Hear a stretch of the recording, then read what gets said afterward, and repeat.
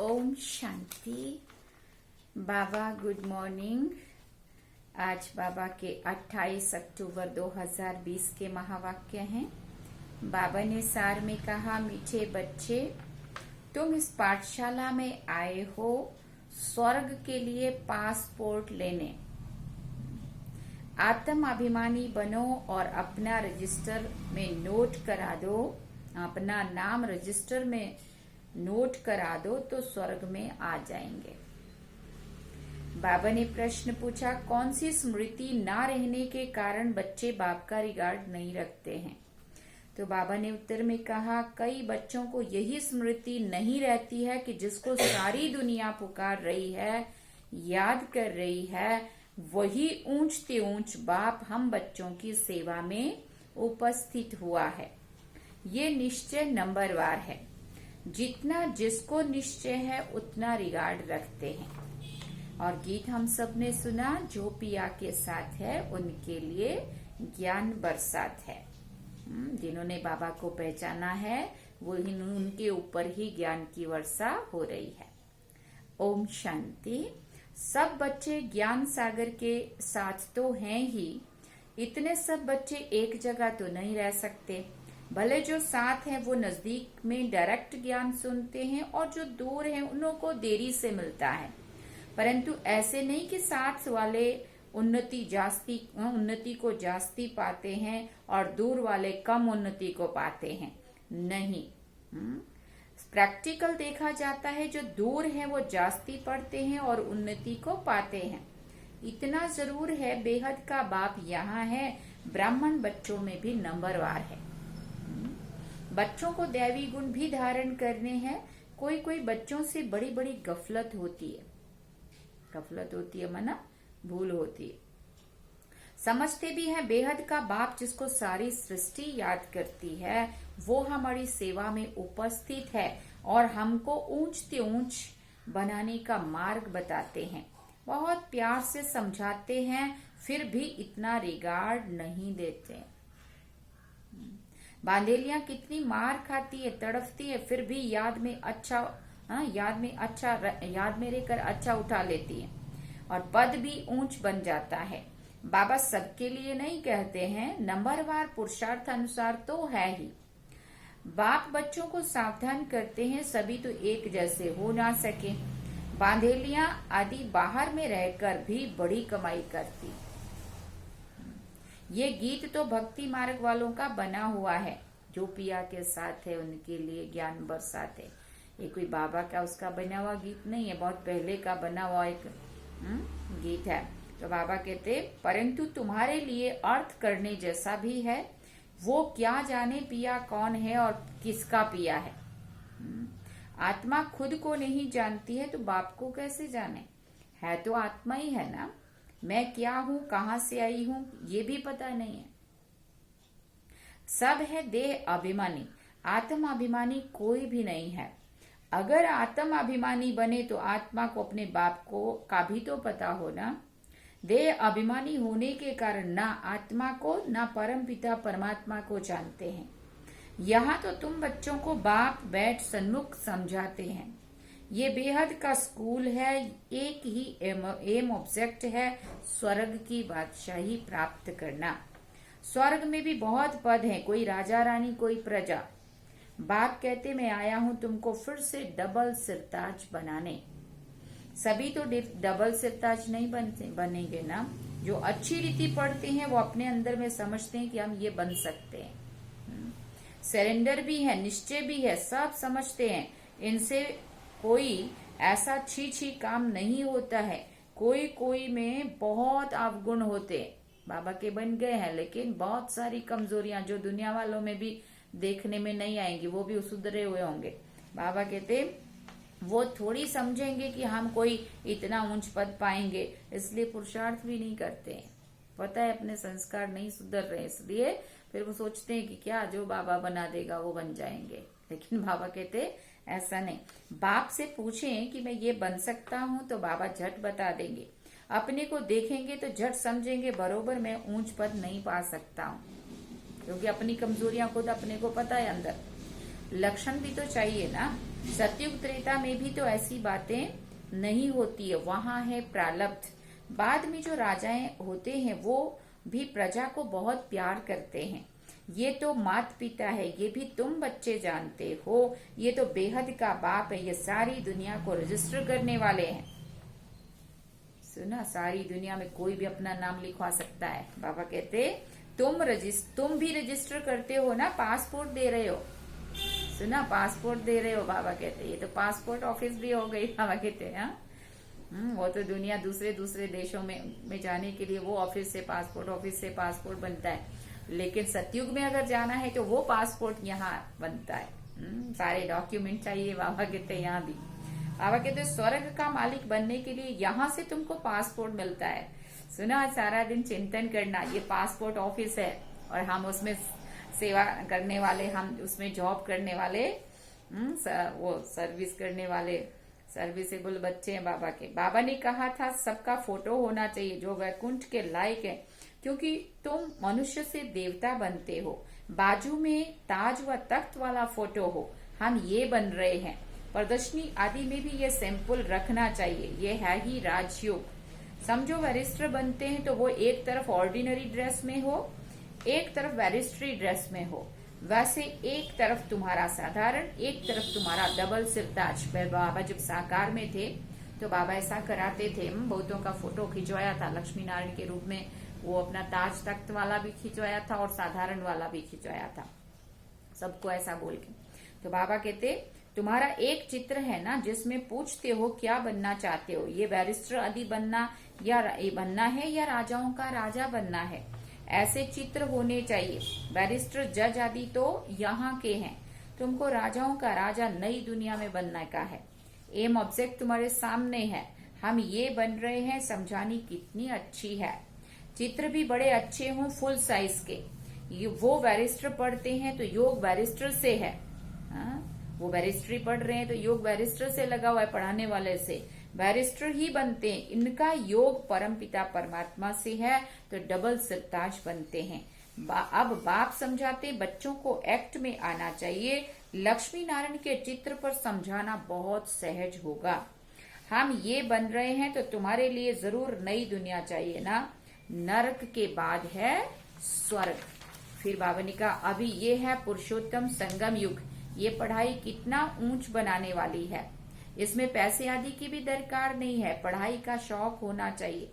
एक आदमी बहुत गरीब था, पढ़ने के लिए पैसे नहीं थे, फिर पढ़ते पढ़ते मेहनत करके इतना साहूकार हो गया जो क्वीन विक्टोरिया का मिनिस्टर बन गया। देखो अपनी मेहनत से क्या नहीं बन सकता इंसान, है ना। बाबा ने कहा तुम भी अभी कितने गरीब हो, बाप कितना ऊंच पढ़ाते हैं। इसमें सिर्फ बुद्धि से बाप को याद करना है, बत्ती आदि जगाने की भी दरकार नहीं है। हम कहें कि बाबा की लाइट हो, लाल लाइट हो, तब जाके योग लगे, बाबा ने कहा वो करने की भी जरूरत नहीं है। कहाँ भी बैठे याद करो, परंतु माया ऐसी है जो बाप को ही भुला देती है। याद में ही विघ्न पड़ते हैं, यही तो युद्ध है ना। आत्मा पवित्र बनती ही है बाप को याद करने से। पढ़ाई में माया कुछ नहीं करती है। पढ़ाई से याद का नशा ऊंच है, इसलिए प्राचीन योग गाया हुआ है। योग और ज्ञान कहा जाता है। योग के लिए ज्ञान मिलता है, ऐसे ऐसे याद करो। और फिर सृष्टि चक्र का भी ज्ञान है। रचयिता और रचना के आदि मध्य अंत को और कोई नहीं जानते। भारत का प्राचीन योग सिखलाते, प्राचीन तो कहा ही जाता है नई दुनिया को। उनको फिर लाखों वर्ष दे दिए हैं। कल्प की आयु भी अनेक प्रकार की बताते हैं। कोई क्या कहते हैं, कोई क्या कहते हैं। यहाँ तुमको एक बाप ही पढ़ा रहे हैं। तुम बाहर में भी जाएंगे, तुमको चित्र मिलेंगे। ये तो व्यापारी है ना। बाबा कहते कपड़े पर छप सकते हैं। अगर किसी के पास बड़ी स्क्रीन प्रेस ना हो तो आधा आधा कर देवे। फिर जॉइंट ऐसा कर लेते हैं जो पता भी नहीं पड़ता है। बेहद का बाप बड़ी सरकार कहते हैं, कोई छपाकर दिखाए तो मैं उनका नाम वाला करूंगा। सुना, ये चित्र कपड़े पर छपाए, कोई विलायत ले जाए तो उनको एक एक चित्र का कोई 5-10 हजार भी दे देवे। अगर उनको ये बात समझ में आ गई तो पैसे तो वहां ढेर हैं, बन सकते हैं। इतनी बड़ी बड़ी प्रेस है, शहरों की सीनरी ऐसी छपती है जो बात मत पूछो। ये भी छप सकते हैं, ये तो ऐसी फर्स्ट क्लास चीज है, कहेंगे सच्चा ज्ञान तो इनमें है। और कोई के पास ऐसा नहीं है, किसी को भी पता नहीं है, फिर समझाने वाला भी इंग्लिश में होशियार चाहिए। इंग्लिश तो सब जानते हैं, उन्हों को भी संदेश तो देना है ना। वही विनाश अर्थ निमित्त बने हुए हैं ड्रामानुसार, क्योंकि शुरुआत तो वहां से ही होनी है ना। बाबा ने समझाया कि उन्हों के पास बॉम्ब्स आदि ऐसे ऐसे हैं जो अगर दोनों आपस में मिल जाएं तो सारे विश्व के मालिक बन सकते हैं। उन्हों को माना, किसको याद किया बाबा ने? रशिया और अमेरिका को, दोनों महासत्ताएं। बाबा कहते दोनों अगर मिल जाएं तो पूरे विश्व पर राज कर सकते हैं। परंतु बाबा कहते ड्रामा अनुसार ऐसा नहीं होगा। बाबा ने कहा परंतु ड्रामा ऐसा बना हुआ है जो तुम योग बल से विश्व की बादशाही लेते हो, हथियार आदि से विश्व के मालिक बन ना सके। वो है साइंस, तुम्हारी है साइलेंस। सिर्फ बाप को और चक्र को याद करो, आप समान बनाओ। तुम योग बल से विश्व की बादशाही ले रहे हो और वो आपस में लड़ेंगे भी जरूर। अब देखो पूरी तैयारियां कैसे हो गई, आसार सामने नजर आ रहे। माखन बीच में तुमको मिलना है। श्री कृष्ण के मुख में माखन का गोला दिखाते हैं ना। कहावत भी है, दो बिल्ले आपस में लड़े और बीच में मक्खन, तीसरा खा गया। कौन है वो तीसरा? बाबा कहते भारत, है ना। बाबा ने कहा शुरुआत वो आपस में करेंगे, वहां से चिंगारी वहां से लगेगी और आपस में पूरी दुनिया नष्ट कर देंगे और भारत को मक्खन मिल जाएगा। भारत विश्व का मालिक बन जाएगा, भारत सोने की चिड़िया फिर से बन जाएगा। बाबा ने कहा सारे विश्व की राजाई का मक्खन तुमको मिलता है। वो तो तुमको कितनी खुशी होनी चाहिए। वाह बाबा, आपकी तो कमाल है। नॉलेज तो आपकी ही है, बड़ी अच्छी समझानी है। आदि सनातन देवी देवता धर्म वालों ने विश्व की बादशाही कैसे प्राप्त की, ये किसी को भी ख्याल में नहीं होगा। उस समय और कोई खंड होता नहीं है। बाप कहते मैं विश्व का मालिक नहीं बनता हूँ, तुमको बनाता हूँ। तुम पढ़ाई से विश्व के मालिक बनते हो। मैं परमात्मा तो हूँ ही अशरीरी, तुम सबको शरीर है, तुम देहधारी हो। ब्रह्मा विष्णु शंकर को भी सूक्ष्म शरीर है। जैसे तुम आत्मा हो वैसे मैं भी परम आत्मा हूँ। मेरा दिव्य जन्म और अलौकिक होता है, दिव्य और अलौकिक जन्म होता है और कोई भी ऐसे जन्म नहीं लेते हैं। ये मुकर्रर है, ये सब ड्रामा में नूंद है। कोई अभी मर जाते हैं, ये भी ड्रामा में नूंद है। ड्रामा की समझानी कितनी मिलती है, समझेंगे नंबरवार। कोई तो डल बुद्धि होते, तीन ग्रेड्स होती है ना। पिछाड़ी की ग्रेड वाले को डल कहा जाता है, एकदम लास्ट वाले। हाँ, उत्तम मध्यम और कनिष्ठ, जैसे बाबा कहते हैं 3 ग्रेड्स होती हैं। तुम भी या फिर फर्स्ट सेकंड थर्ड जो भी बोलो। बाबा ने कहा खुद भी समझते हैं ये फर्स्ट में ग्रेड में है, ये सेकंड में है। प्रजा में भी ऐसे ही है, पढ़ाई तो एक ही है। बच्चे जानते हैं ये पढ़कर हम 100 डबल सिरताज बनेंगे। हम डबल सिरताज थे, फिर सिंगल ताज, फिर 9 ताज बने, मतलब कोई ताज नहीं। जैसा कर्म वैसा फल कहा जाता है। सतयुग में ऐसे नहीं कहेंगे। यहाँ अच्छे कर्म करेंगे तो एक जन्म के लिए अच्छा फल मिलेगा। कोई ऐसे कर्म करते हैं जो जन्म से ही रोगी होते हैं, ये भी कर्म भोग है ना। बच्चों को कर्म अकर्म विकर्म का भी समझाया है। यहाँ जैसा करते हैं तो उसका अच्छा व बुरा फल पाते हैं। कोई साहूकार बनते हैं तो जरूर अच्छे कर्म किए होंगे ना। अभी तुम जन्म जन्मांतर की प्रारब्ध बनाते हैं। गरीब साहूकार का फर्क तो वहां रहता है ना, अभी के पुरुषार्थ अनुसार। हाँ, ये अलग बात है कि सुखी सब होंगे, कमी किसी को कुछ नहीं होगी, लेकिन फिर भी हुद्दे में तो फर्क होगा, गरीब साहूकार राजा प्रजा। बाबा ने कहा वो प्रारब्ध है 21 अविनाशी 21 जन्मों के लिए, यहाँ मिलता है अल्पकाल का। कर्म तो चलता है ना, ये कर्म क्षेत्र है। सतयुग है स्वर्ग का कर्म क्षेत्र, वहां विकर्म होता नहीं है। ये बातें बुद्धि में धारण करनी है। कोई विरले हैं जो सदैव पॉइंट्स लिखते रहते हैं, चार्ट भी लिखते लिखते फिर थक जाते हैं। तुम बच्चों को पॉइंट्स लिखनी चाहिए, बहुत महीन महीन पॉइंट्स हैं। जो सब तुम कभी भी याद नहीं कर सकेंगे, खिसक जाएंगी, फिर पछताएंगे कि ये पॉइंट तो हम भूल गए।